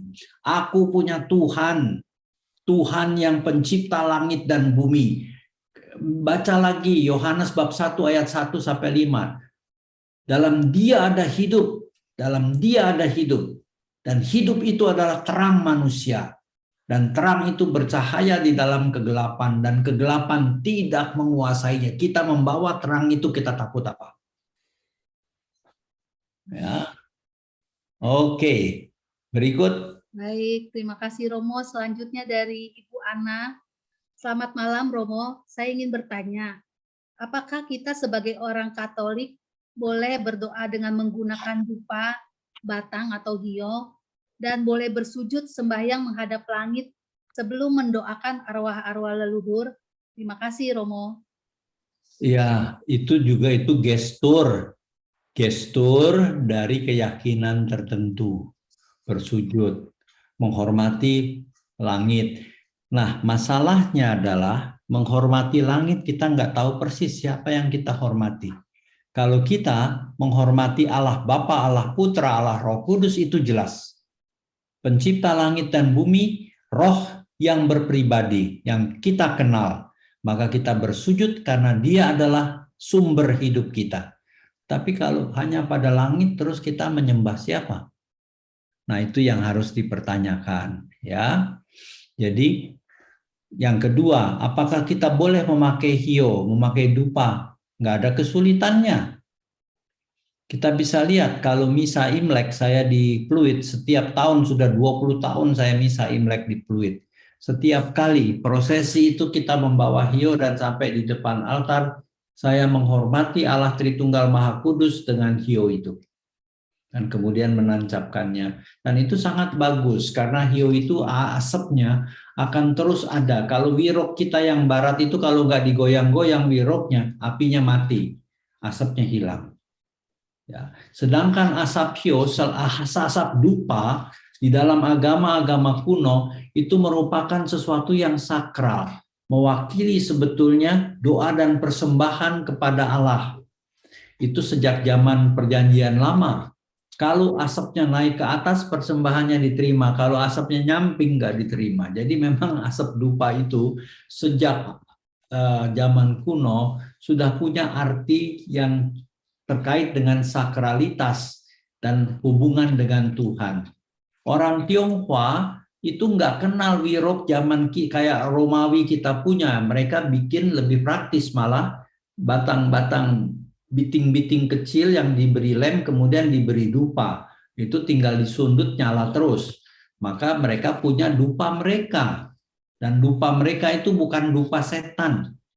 Saya suka menyesal ada orang yang mengatakan nggak boleh pegang dupa orang Tionghoa karena itu adalah terkait dengan setan dan iblis. Itu menyesatkan menurut saya dan menghina. Menghina. Emang budaya Tionghoa isinya cuma setan dan iblis? Kan enggak. Ya. Jadi coba juga proporsional lah. Pisau itu bisa kita pakai untuk bikin makanan enak, tetapi pisau bisa kita pakai untuk membunuh orang. Pisaunya iblis kah? Bukan, manusianya. Artinya apa? Suatu visi, suatu pandangan, suatu keyakinan, motivasi di belakang ini semua apa?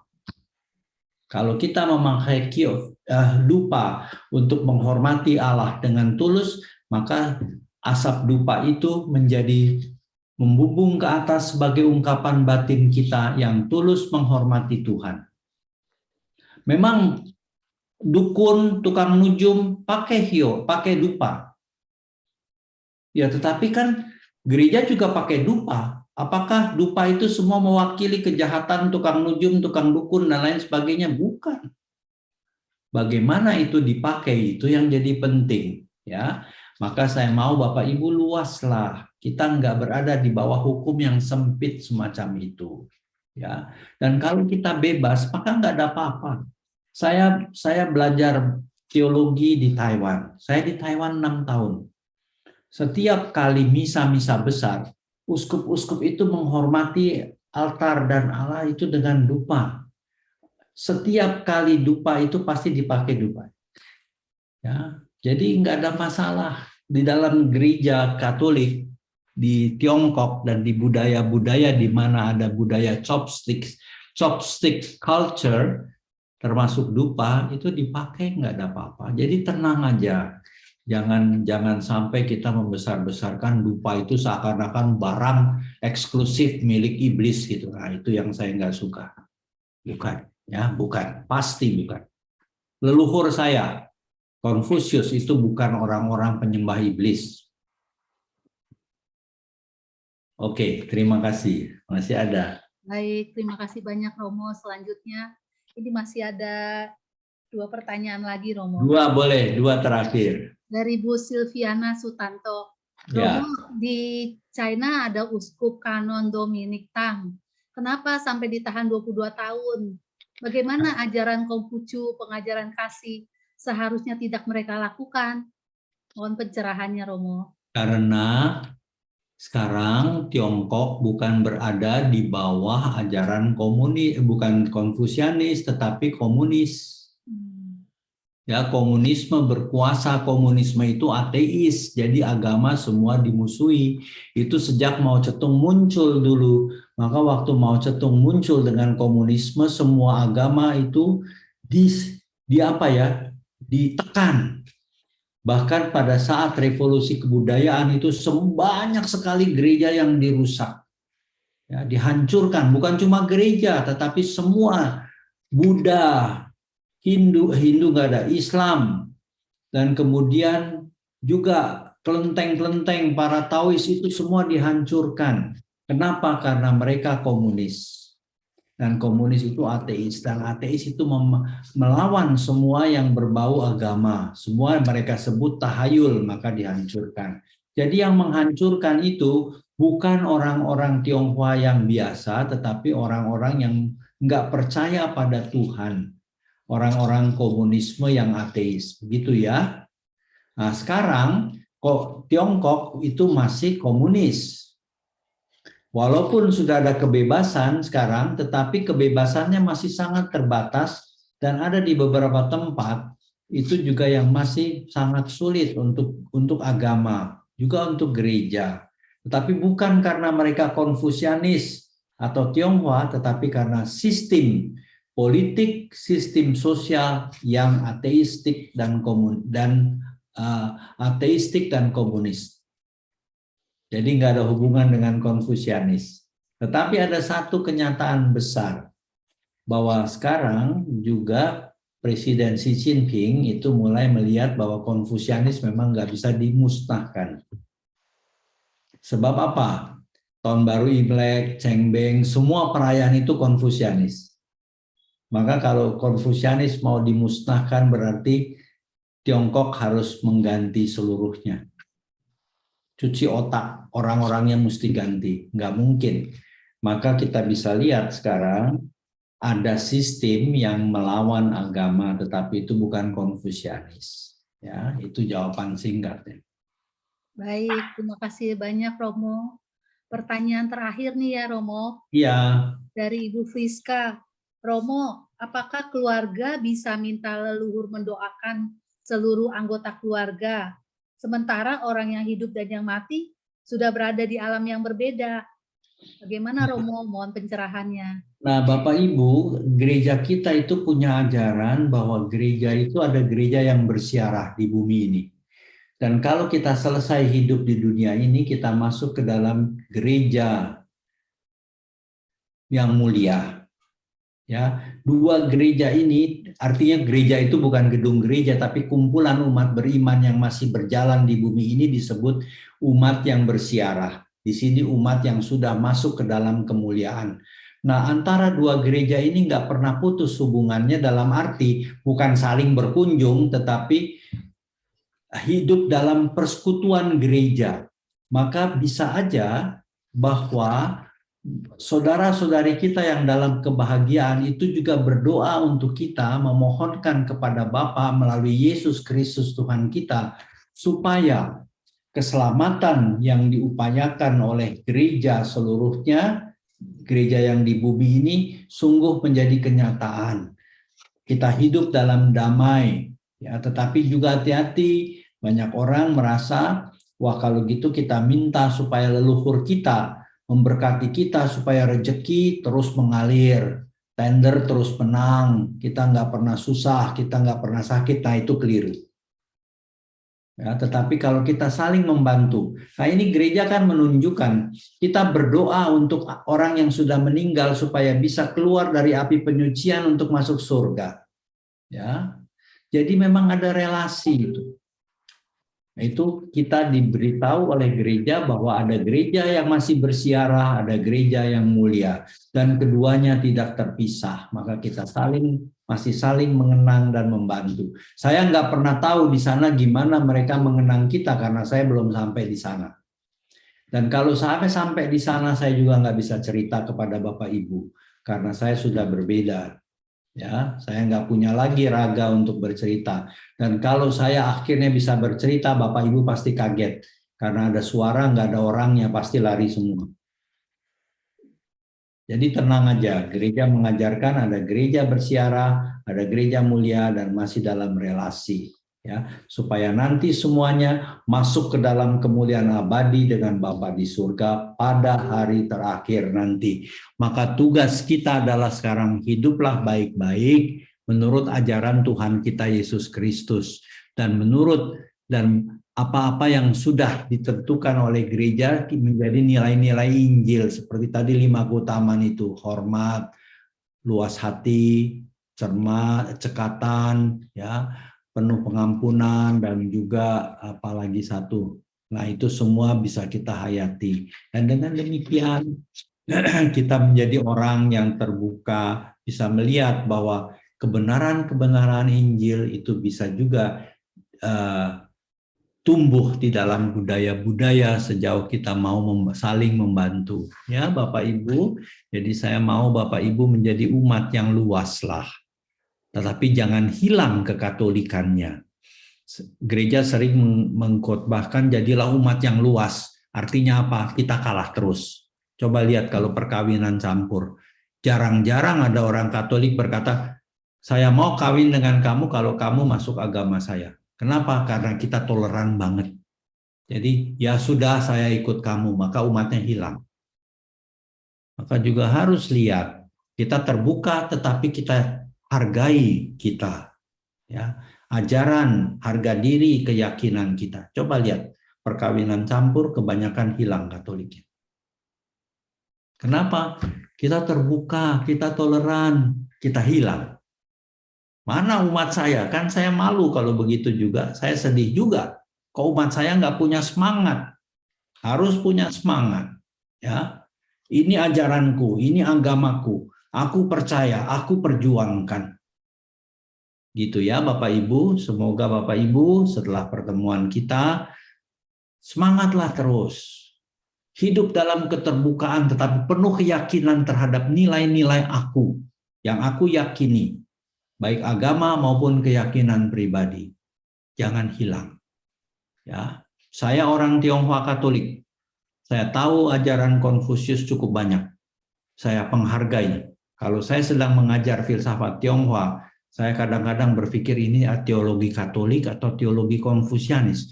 Apalagi ajaran Mencius itu sangat-sangat dekat. Tetapi saya tetap bisa bedakan. Ini adalah sifatnya natural. Kalau teologi kita supernatural. Maka saya bisa bedakan. Saya menghargai tetapi nggak hilang. Begitu Bapak Ibu ya. Selesai dari saya. Selamat malam. Baik, terima kasih banyak Romo Hendra Suteja SY. Romo sudah menjawab semua pertanyaan-pertanyaan dari Ibu Bapak dengan sangat baik, sangat jelas dan sangat memberikan pencerahan serta memberi berkati kita semua. Ya, semoga kita juga berdoa untuk karya-karya dan pelayanan Romo Hendra Suteja agar kiranya Tuhan selalu memberkati ya Romo, Ya. supaya bisa menggembalakan umatnya. Ya. Baik. Dalam nama Bapa dan Putra dan Roh Kudus. Amin. Allah Bapa yang Maha Rahim, kami syukuri rahmat yang mengumpulkan kami pada malam hari ini dalam kebersamaan melalui Zoom. Dan kami bersyukur bahwa Engkau membantu kami untuk dapat membawakan dan menerima kebenaran-kebenaran dan keindahan-keindahan yang ada dalam budaya lain. Bapa, bantu kami untuk secara bijaksana dapat melihat kehadiran-Mu dalam budaya-budaya itu dan saling berdialog dengan baik. Bapa, saya juga mohon berkat-Mu untuk semua teman yang hadir di dalam acara ini. Kiranya kekuatan-Mu selalu menyertai mereka. Buat agar mereka selalu merasa aman dan nyaman dalam perlindungan-Mu dan menjadi orang-orang yang berbaik hati yang dapat membawakan kasih bagi banyak orang. Bapa, jagai kami dalam berkat-Mu. Ini semua kami mohon di dalam Kristus Tuhan dan pengantara kami. Amin. Tuhan bersamamu. Dan bersama Allah. Semoga kita sekalian selalu dibimbing dan dilindungi oleh berkat Allah yang Maha Kuasa, Bapa dan Putra dan Roh Kudus. Amin. Amin. Amin.